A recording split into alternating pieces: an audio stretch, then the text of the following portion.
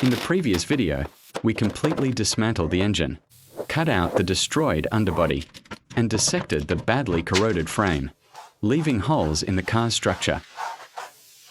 Now, we'll begin an extreme deep cleaning by applying rust-busting fluid and scraping away the crusted corrosion.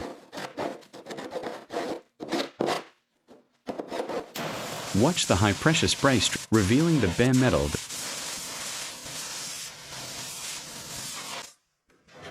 While the floor area may still look, this is a crucial. The base metal is completely clean before we proceed to the welding of new plates. For the next episode. Thank you for watching.